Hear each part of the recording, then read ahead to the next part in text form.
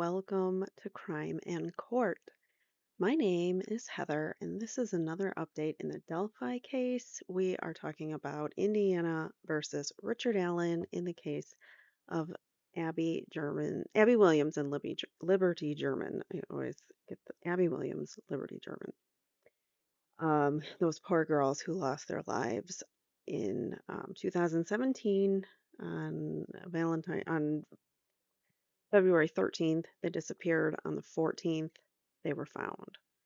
And it wasn't until 5 years later that Richard Allen was arrested. He was arrested, and all of us were kind of like, huh? How did, what? And he doesn't look like any of the sketches, and he doesn't necessarily look like Bridge Guy either, but I think like maybe 80% of the men in that town might look similar to Bridge Guy if they have their head down and are walking. I don't know. Don't really know. But we do know that Richard Allen went to law enforcement early on in this case. He gave statements because he was there. He was on that bridge. That is really the only thing that places him there, is his own words to stating that he was there. He said he saw two girls. Or no, I'm sorry. He said he saw three girls, not two, a group of three girls. So uh, he, according to his statements, it doesn't appear that he even ran into Abby and Libby that day. So, how law enforcement got to him, we still aren't even sure. There's a whole mess of crazy going on in the court system during these proceedings, including the contemptuous hearing that took place on what was it, March 18th. And we're going to read through. So finally, we have Judge Gull's decision, um, or we had her decision, which was, when was it issued? I can't remember now. I'm looking at the wrong one. No, I was looking at the right one. When was this issued?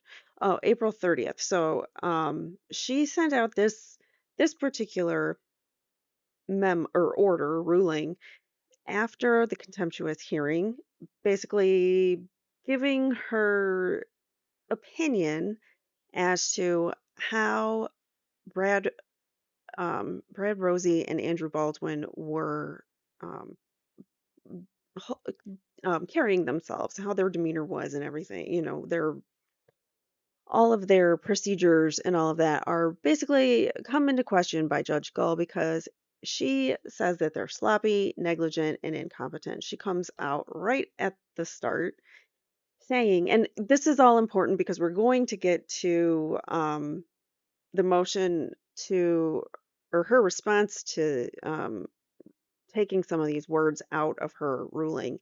And because Andrew Baldwin and Brad Rosie, his attorney Hennessy, filed a motion to remove certain words like sloppy, negligent, and incompetent because those are all opinions. Um, those are not conclusions or findings of fact or whatever. She's saying that she's finding this as fact, or however she words it in her response to the motion to disqualify. So we're going to read through a couple things. I'm trying to like explain it how we're going in order, and I'm just going to begin. All right, please hit that like button, and let's get started. So just as a review, we're going to go over this judgment, which was April 30th, regarding the contemptuous hearing that took place on March 18th. She says that the state proved by a preponderance of the evidence that defense was sloppy, negligent, and incompetent in their handling of discovery. Counsel failed to properly secure evidence and discovery material in this matter. Counsel negligently allowed discovery outline to be sent to an individual unrelated to this matter, blah, blah, blah. And further allowed their materials to be compromised. Despite this court's finding of sloppiness, negligence, and incompetence, so she says the three words again, stating, just totally disparaging these two attorneys who have had a very successful, long career. I think it's over 50 years for the two of them combined, or something like that, over 45 years of the two of them combined, um, as having been a lawyer and litigating cases similar to this, maybe not quite as similar, maybe not Odinists weren't involved, but still, they've been defending clients for years, and they've had a good reputation the entire time. And now Judge Gull comes in and says they're sloppy, negligent, and incompetent, and whatever else she says. So, in finding this, despite those findings, the state is required to prove that counsel's co- conduct was willful and intentional beyond a reasonable doubt for the court to find counsel in contempt. For those reasons, she did not find them in contempt, um, or for violating a protective order, which was the gag order was issued on the 2nd of December, and a press release was sent out on the 1st. So it was almost like, the press release came first, and then because the state didn't like what the defense had to say, they're like, oh, let's do a gag the very next day. So that happened. And then she further says, court declines to find counsel in contempt as no order was in place at the time. So they didn't violate the gag order because it didn't exist when they put out their press release. And then later on, she says that she has no jurisdiction to even enforce these rules. So why did they have this hearing in the first place, which is so dumb, in my opinion, a waste of time, total stall and delay tactic for going to trial for Richard Allen, who is suffering in prison where he has no human contact and horrible things, horrible things. I'm not even going to say because I, other people had said it was like Hannibal Lecter. The other attorneys, Scremin and Libreto, compared um, what his arrangements were. They compared them to Hannibal Lecter. So let that sink in. So while he's suffering those ordeals, his defense is trying to defend themselves from these contemptuous findings, which is so stupid. They weren't found in contempt. There was no contempt, or there was no gag order in place at the time. We all knew this. It was stated in court documents before they even went to the hearing. So she should have just gotten rid of that charge on its own. Just she never should have allowed these contempt hearings to take place before the actual trial for Richard Allen. Anyways, so she did say that while she doesn't have jurisdiction, she's going to send the order and the press release and all that to the Office of Judicial and Attorney Regulation to see if they could punish him because she can't find any ethical misconduct, but maybe they can. So that was her ruling, which, like I said, came out April 30th of this year. So Baldwin and Rosie's attorney, Hennessy, like I said, filed an order. We read it on this channel, filed a motion to remove certain words like sloppy, negligent, those kinds of things from her findings because it's not fact. And here is her response. The court has reviewed defense counsel's petition to strike gratuitous and demeaning commentary and or findings from contempt order filed May 8th, 2024. It was filed April. We have April 30th, so I don't know. Why does she have a different date? Oh, they filed. Sorry. They filed never mind, I'm confusing myself. The petition to strike the words, the demeaning commentary, was filed May 8th. I'm confusing myself. I've got too many things I'm doing. All right. So, as the court granted counsel Hennessy's motion for specific findings of fact and conclusions thereon filed on March 12th, 2024, this motion is denied. So, basically saying I can't remove those words because I find them as fact.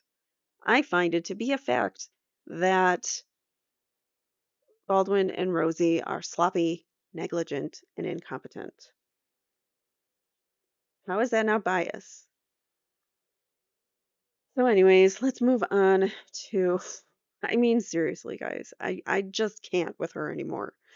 I mean, I'm beyond annoyed. It's just, for the love of God, recuse yourself and step down from the bench completely, Judge Gull. You don't belong there.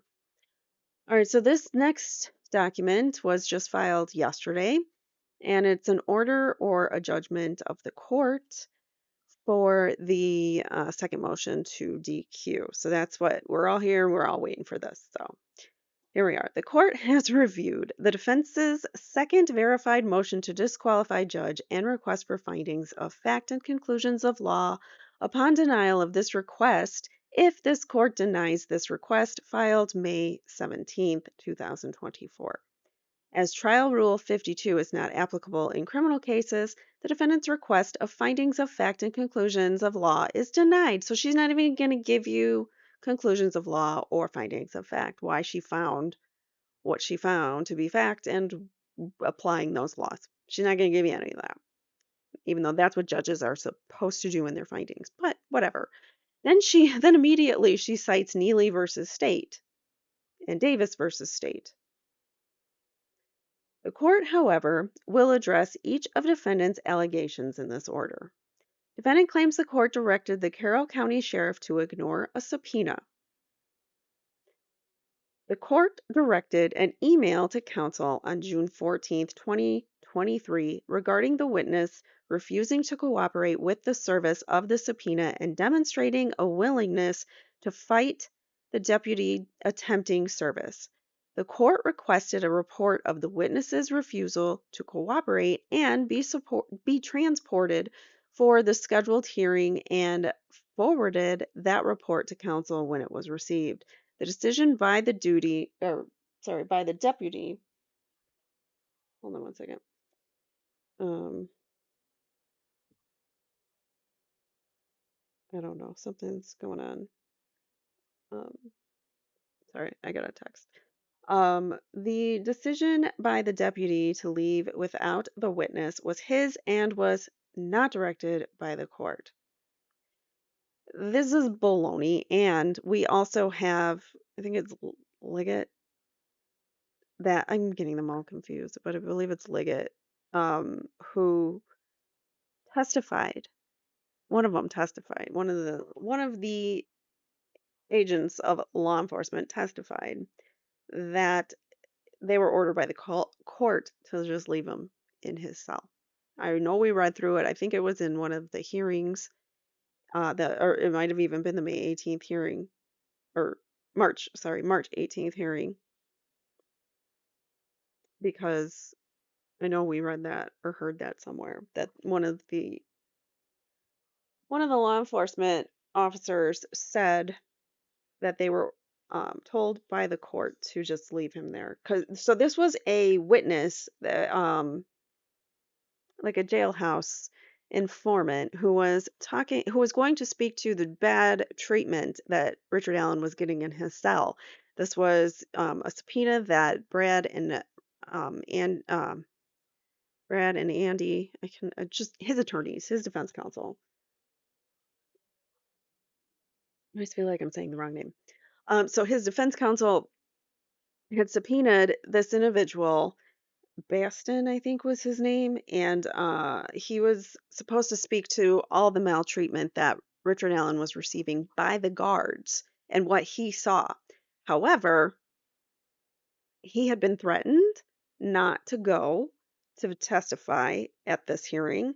And then when the deputy came to grab him to take him to, or whoever it was who went there to take him to court, he refused to leave his cell.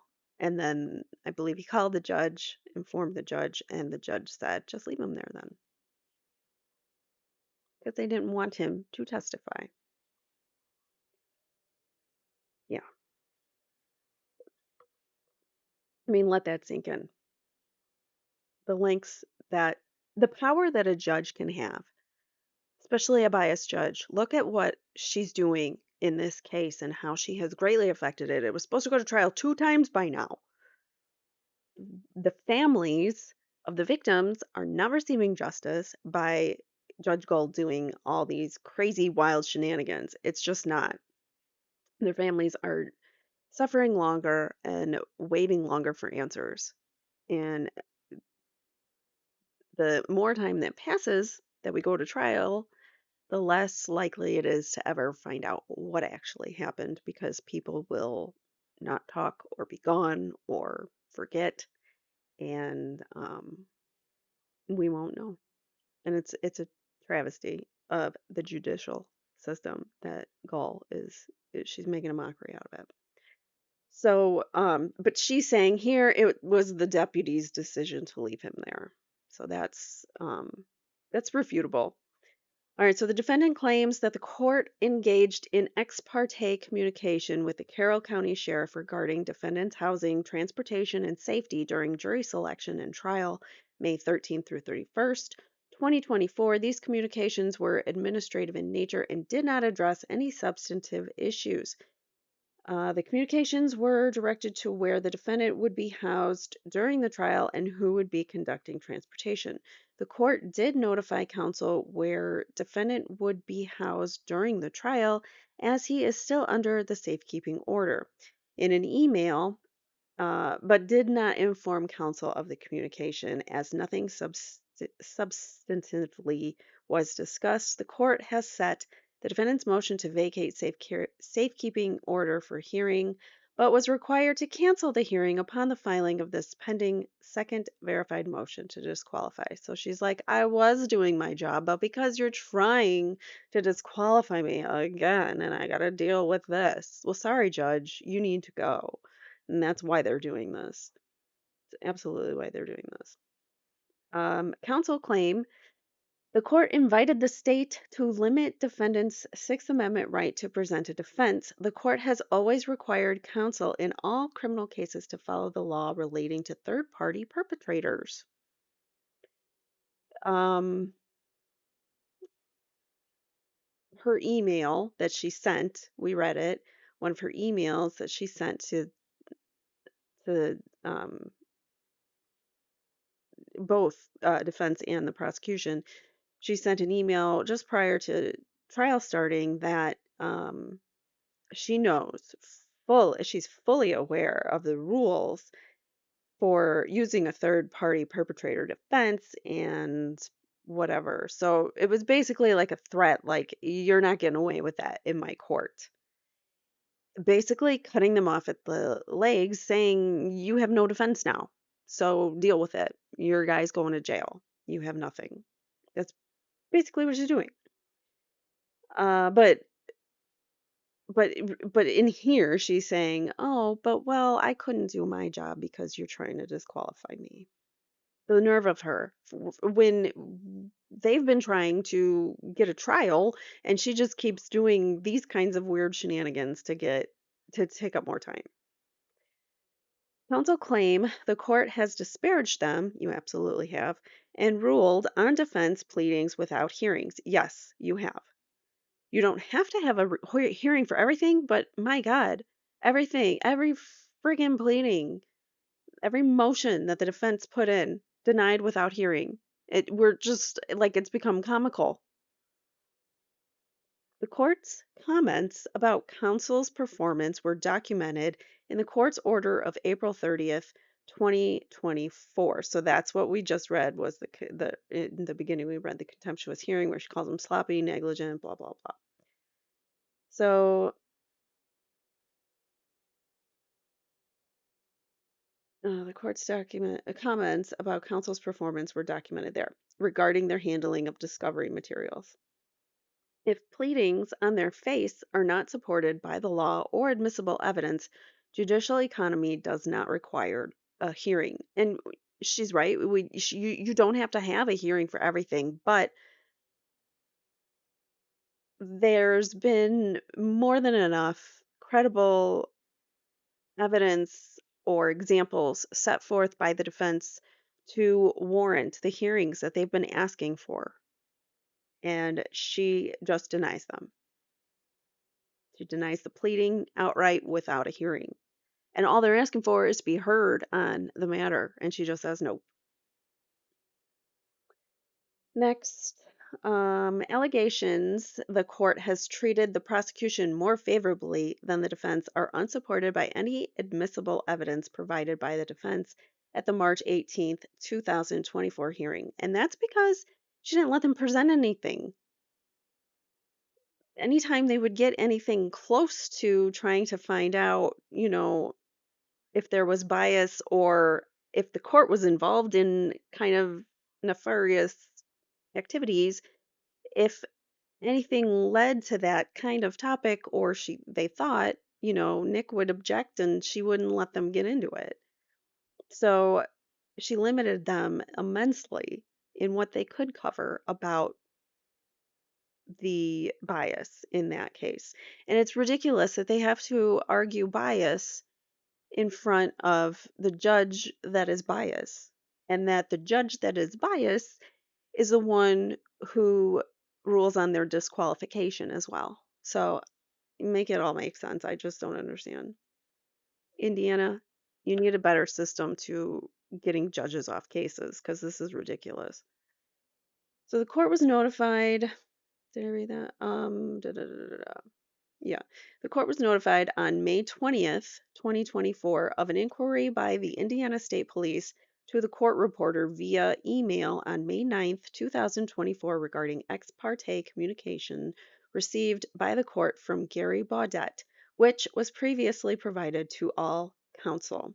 The court is unaware of the extent of any Indiana State Police investigation. So there the defense is claiming that there were some ex parte communication leaks. So, leaks that things that Nick McClelland's camp shouldn't have had, they had them. And they were using them in court filings.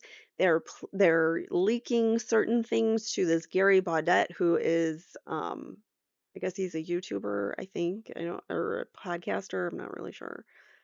Um, but yeah, so this personality, Gary Baudette, um, received some information and reported on information that didn't happen yet. Like, oh, by the way, somebody's going to get another indictment, and then it comes down the line. So things that he predicted that he shouldn't have predicted. So obviously there's some leak going on regarding that, and there are things that only Nick McClelland or the judge would know. Huh, makes you wonder. All right, so the defendant blames the court for ex parte pleadings, which were inadvertently directed to the prosecutor. The defense staff filed pleadings and marked them as confidential, apparently unaware that the confidential markings makes them available to the state, but not the public. So this is regarding the ex parte communications. Again, there was, like I said, Nick McClelland in a filing quoted an ex parte communication, which means it doesn't go to the other side. So it's only one sided. So if the defense team files it, only the defense team and Gull have it. And it should be invisible. Like it shouldn't even come up in what's viewable in their database for Nick McClelland. When he goes in to search the filings, he shouldn't see it. However, he got it somehow and he quoted it, and apparently the quote was like 4 or 5 pages in, so he obviously read the thing. And as an attorney, you know what ex parte means. You see ex parte right there in the title of the motion. Why would you continue reading? You're supposed to stop. As a lawyer, your oath or ethical responsibility is to say to the attorney that filed it, hey, by the way, I accidentally saw this. I didn't read it after I saw that it said ex parte. You might want to refile it. That's the proper procedure of how to deal with a situation like that. You're not supposed to read it and then argue some motion as to why whatever it was. I can't remember what it was, but once it was brought up in a filing that they weren't even supposed to have that, Nick McClelland eventually um, withdrew that motion. It's just really crazy. So yeah, this all goes back to the confidential thing. So, counsel's staff contacted the court's staff and were advised that the statewide Odyssey case management system, not DocsPop as alleged in the pleading, has a distinct process for filing pleadings ex parte as opposed to confidential. The court did email defense counsel a tutorial paper authored by JTAC explaining the process.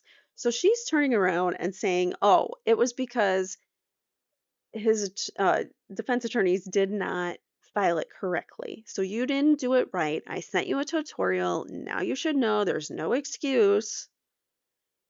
But really, they probably filed it correctly and there's a leak. And she's covering her own ass by saying, nope, you guys did it wrong and here's why.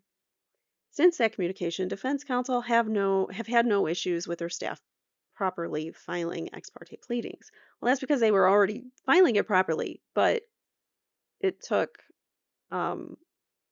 Nick using their own words in a motion from a pleading that he wasn't supposed to see in order for them to know that their documents were getting leaked, their ex parte documents. So if Nick hadn't used that verbiage in his pleading, imagine they'd still be getting leaked and we wouldn't know. I mean, they could still be now, but he's just smarter about not making it available in motions. But it's just so dumb. It was a dumb move on his part. Accusations of violating rules of access to court records have been completely explained and dealt with by Gull. Okay, so by Gull, she's explaining away everything, but that means we have to trust that Gull's words are true and honest, which I don't. Blah, blah, blah, blah, including by the Indiana Supreme Court in the first writ of mandamus filed by defendant. So back a while back, there were also issues where things were getting filed and then not like unfiled. So like documents that were supposed to be filed would be deleted or rearranged, and she was doing some strange things by not filing certain motions and other documents on the docket. So that eventually got cleared up, I guess, but I don't know.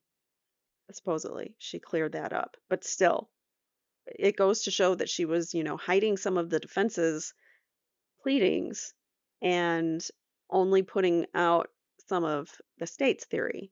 So, I mean, just the fact alone that she was eliminating certain things from the filings that the defense was putting out goes also to bias.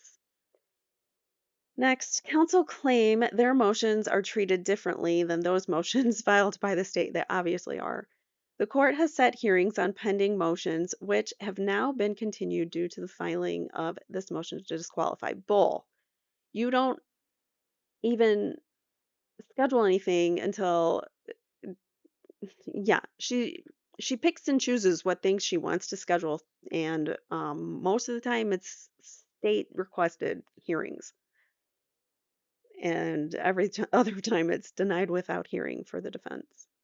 So when defendant files pleadings, the state is entitled to file a response. The court follows trial rule 6 regarding time and gives the state 20 days to respond. That's a long time.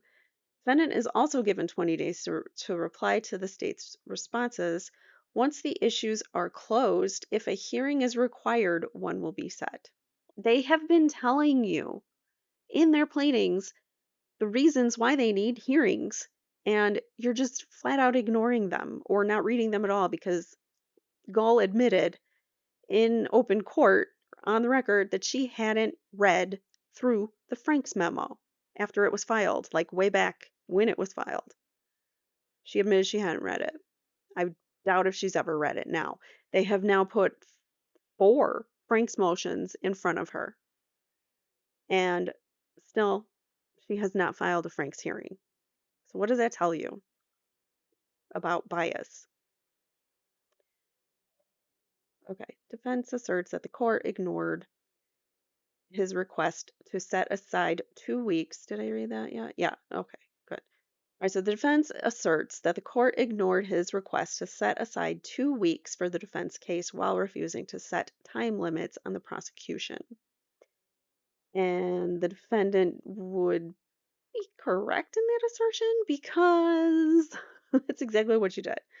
So she gave them a very limited amount of time and said it will go over this, or it will be between this date and this date, no more, no less. And if you go over, it just won't. It's not going over. She wouldn't give a time limit to the state. So if the state took all 3 weeks, then the defense is out of luck. So she didn't even, usually a judge would, before a trial, have a pre-trial hearing, and you can hash out all of these things and determine how long your case is going to be. You um, give the judge your witness list, your exhibits, all of that stuff, and tell them my case is going to take me 2 weeks to present, or however long. And err on the side of caution that it might, I'm thinking a week and a half, but let's just be on the safe side and say 2, just in case. So those things should have been done, and she didn't do any of those things, but yet let's see what her excuse is. All right, so on March 6th, 2024, defendant filed a motion for speedy trial. The court granted the motion on March 7th and set the case for a speedy trial from May 13th through the 31st, which I believe is what, 2 weeks? That's not enough time because the defense said they needed 2 weeks in a meeting that they had months prior to when when trial was about to start. So at that point, like you don't even know as much about your case until you get closer to trial. So when they told her 2 weeks then, she should have gone back to them and said, "Do you still need 2 weeks?" Because she only gave them 2 weeks total, which is ridiculous. And that included jury selection too, I believe. Jury selection was going to take 3 days. What if they didn't get all the jurors in 3 days? Like, she didn't account for any of that. And under no circumstances have I ever heard, like, the trial just stops at this date, a criminal trial where someone is going to prison for the rest of their life, or they're going to have their life taken from them because of what they did. They could be they could get the DP. Can't say those words, I think, on YouTube, but and get the chair. So, or shooting range or whatever it is nowadays, because Idaho, they're just shooting people randomly. So it's bizarre what's going on, and I've never seen anything like it. All right, so on March 6th, 2024, the defendant filed a motion for a speedy trial. They granted it. 2 weeks they got. On April 30th, the defendant filed a motion for a pretrial hearing, which the court set for hearing on May 7th. At no time prior to May 7th did defendant advise that the court did advise at no time prior to the May 7th hearing did defendant advise the court that 3 weeks for trial. Okay, so that's 3 weeks for trial was inadequate. At no time prior to May 7th, 2024, did defendant indicate a belief that 3 additional weeks would be added to the trial without notice to the court, witnesses, or more importantly, without notice to the potential jurors. Well, you didn't ask, and you just set the date. So, and you didn't say this is a final date and it can't go over. So let me know now if it's not enough time. She didn't say that, did she? No, she just said, bam, this is it. And like she does, she just doesn't give a F about anything. God, this judge really makes me so angry. If she was in my county, I'd be standing out there picketing her. I don't know how you guys are not outside the courthouse asking her to recuse herself. Anyone from Indiana, do it. I beg you. I implore you, do it for me. Go stand out there with a sign and tell this witch to recuse herself. And to get off the bench because it's time. It's time to resign. Oh, this makes me so angry. Okay. Sorry. Please go out there and protest. If you've got a Judge Gull in your county, go out there and protest. Make stuff happen in your own town. If this is happening in your own town, don't let it become, a secret like this, where a judge has all the power and keeps all the information quiet and we have no accountability or transparency for any of it. Okay, sorry for my little rant. At no time prior did they ask for more time. So while the court agrees a continuance of the trial is harmful to the defendant and the state, it could have been avoided had counsel commented prior or communicated prior to May 7th. Counsel represents they notified the court on or about October 4th that they would need 2 weeks to present a case. But the court has no record of that communication. Of course, you don't, nor any recall of any communication. Counsel's assertion that between all defense counsel and a combined 70 years of experience, sorry, I was wrong, 70 years of experience, not one time. Well, that's because they've counted Jennifer Auger in there now. I forgot she's part of the team. So 70 years experience, not one time have they been told that a trial would absolutely end on a certain day and not go any longer is irrational and unreasonable. Like she said in her email. Um, she said in her email, it is not going to go any longer than the time allotted. Period. End of story. Done. No negotiations. So when they go to this hearing and they're like, well, we need more time. She's like, nope, sorry. She literally like forced them to um, waive their speedy trial. All right, so the court is aware its colleagues across the state routinely give trial dates that begin on a set date and end on a set date. This is ridiculous because you don't know when a jury is going to come back with deliberations. So you can have an idea like, okay, this is going to be a 4-week trial total, but you still don't know when deliberations are going to end. And you, as the judge, still have to be available for questions and things like that. So I don't know. I don't know what this judge is thinking, but I do know it's not appearing like she's on the up and up. The court is not required to guarantee equal time for both the defendant and the state. The court is required to guarantee sufficient time on the calendar and sufficient notice to jurors and the parties to present their case, however long it takes. Had counsel notified the court, had you just told me within days of receiving that March 7th, receiving the March 7th court order setting the case for speedy trial, then she would have allotted more time. Just tell me. The court would have immediately rectified the situation, baloney, and extended the trial to June 14th. Trial is now set for October 14th through November 15th as requested by the defendant. Because you guys need more time, now we have to move it. And that's all there is to it. Because I didn't originally give you the time. So, but if you had just originally told me, I would have done it. No worries, no problem. She's so two-faced. Counsel accused the court of engaging in extrajudicial activity. Counsel is correct that on July 9th, 2023, the court commented on a Facebook post about a softball tournament her granddaughter participated in Delphi. The court did not attend the tournament, but did say congratulations to her former daughter-in-law's post about their team winning the tournament. If counsel's allegations in this part of their motion are well-founded regarding a potential witness's alleged social media activities and are presented to the court for ruling, the court will rule accordingly. Concerns about anticipatory rulings are not reasonable. Basically saying you can't look at that and say, I'm going to rule favor, you can't anticipate how I'm going to rule based on that. Defendant asserts the court has denied reasonable requests for funding. This is incorrect. She's just denied all of your unreasonable requests for funding. Counsel is well aware of the amount of funds the court has authorized for the defendant.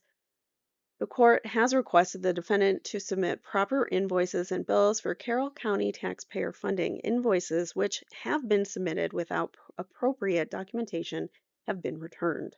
The bill counsel refers to the $26,000 for investigative services from June 4th through October 16th of 2023 that was, in fact, returned to counsel as no documentation was provided for services. No documentation was submitted until quite recently. With that proper support and documentation, the court authorized the invoice for payment on May 17th. Okay, big deal. All right, defendant complains, but still, it is the point that she still, like, just gives them so much more crap than she does in McLeland. Like, where are his when he was reading ex parte motions, why didn't she reprimand him? I mean, she's obviously has it not, and she's very clearly said her opinions about Alan's attorneys to the public, so why not reprimand McLeland for what he's done and possibly leaking things to that Baudette, Gary Baudette person? All right. Defendant complains that public confidence in this case is eroded. It sure has. I don't know anybody who really is on her side. As counsel should know, criminal cases are tried in a court of law, not in the court of public opinion. An independent judiciary requires the judges decide cases according to the law and facts without regard to public clamor or fear of criticism. Okay, but when all of the public is saying, Judge Gull, you need to recuse yourself because you're showing so much bias, and all it takes is just the appearance of bias where a judge should recuse themselves, why is she not getting off the case? Just go. You don't need to be here, Judge Gull. The court continues to receive ex parte communications from the public criticizing the court both personally and professionally and threatening the court with bodily harm and injury. The court continues, well, then stop being like this. Stop doing the things that you're doing. Start abiding by the law. Stop being crazy. And maybe you won't get those threats. I'm not saying go threaten her, never do that. She shouldn't be receiving threats, but you know what? Maybe some things are warranted. All right. I'm not saying threats or bodily harm. I'm just saying, the public outcry about this case and about the confidence in this case, that is important and that matters, especially when there's so many questions about the investigation and everything's just locked up under seal and we don't know what's going on. So it's really important in cases, especially like this. The court continues to provide those communications to the parties. The court is not interested in memes or other social media content that can be easily located on the internet. The court cannot be swayed by inappropriate and ridiculous outside influences. That's fine and dandy and all, but you should have a little self awareness. That's the problem. And when the public is saying, Judge Gull, you need to go, they're doing that for a reason. They're seeing something there that a reason why you need to go. And many people have been sending her emails and communications, and I encourage you to do so as well if you don't like Judge Gull's um, behavior in this. I've put her email out there in other streams. I don't know if I have it right now, but I'll have to find it and do it later. All right, so the defendant further claims that court has refused to order the state to comply with discovery rules. That's true. The court has set defendant's motion to compel and motion for sanctions for hearing, which have been continued due to the filing of the motion to disqualify. The previous defense motion to compel was denied without hearing as it was unsupported by evidence, even though the attorneys gave plenty of evidence and examples. Defense counsel alleged bias by the court only allowing cameras in the courtroom on one occasion, which is true. She did it when she was ready to publicly humiliate them. Or their other option was to withdraw from the case, which they did, but not really. All right, so the court has not allowed cameras. Rosie didn't, Andrew Baldwin did, but Rosie didn't, and he stayed on, and then he Um, Obviously, they appealed it. All right, so the court did allow cameras. Oh, sorry. Court has not allowed cameras in the Carroll County Circuit Court due to its limited size and layout. The court did allow cameras in the Allen Superior Court at the hearing conducted in October.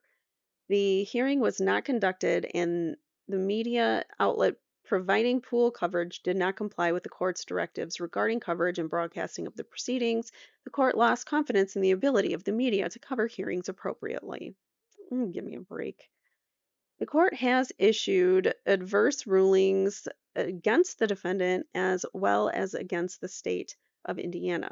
Adverse rulings do not support a reasonable bias for questioning the court's impartiality, nor are they grounds for disqualification. They are just adverse rulings. But every single ruling of theirs is an adverse ruling.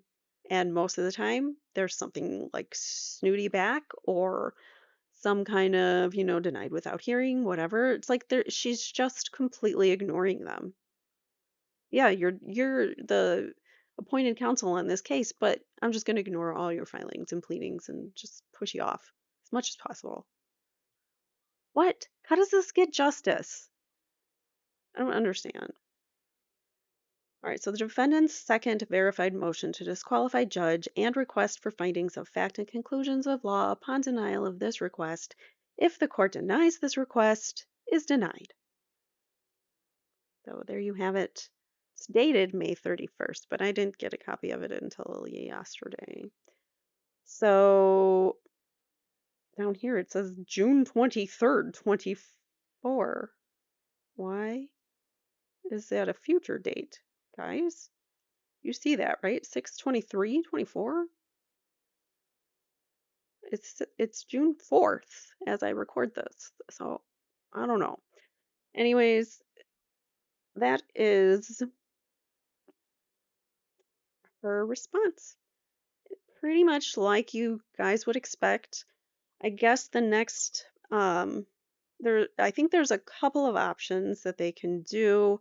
One would be kind of like the same thing they did with the interlocutory appeal, I think it's called, that they did with when they were basically told to leave, to withdraw from the case as counsel.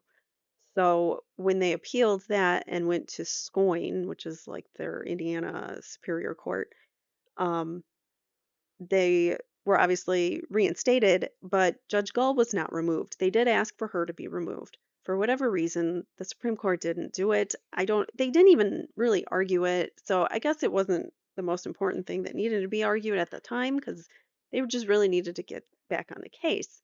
And then I bet they figured once they were on the case, they could do some more things to move their case along. But no, because as soon as they were back on the case, Nick McLeland filed his contempt hearing motion, and from there it's just snowballed further and further and further away from us getting to justice and getting to trial. So once again, the people that really suffer are the victims' families who don't get the justice that they deserve, and a town that may or may not have other problems on their hands while they are putting innocent people in prison and they have criminals out there doing God knows what and they're hiding it. Law enforcement is hiding the criminal activity. So that's the bigger problem, I think. But and then you got the judge covering it as well. So none of it makes sense to me. What do you guys think? Please let me know in the comments below. I love reading your comments and hearing what you think about Judge Gull. I know it's not just me who thinks she's crazy and needs to go. So let me know what you think about this case. What do you think is next for them? I think they have to appeal, and this has to go to some kind of more superior court because an upper court needs to hear it and rule on it because Judge Gull is not thinking straight, I don't think. That's my opinion. What's your opinion? Let me know below. Please don't forget to hit the like button on your way out, and I hope to see you guys in the next one. Take care. Bye now. If you've been impacted by a true crime and would like your story told in your own words, or if you or someone you know has been wrongfully convicted or accused of a crime, please write to crimeincourtchannel@gmail.com and tell us your real true crime encounters. Thanks for watching.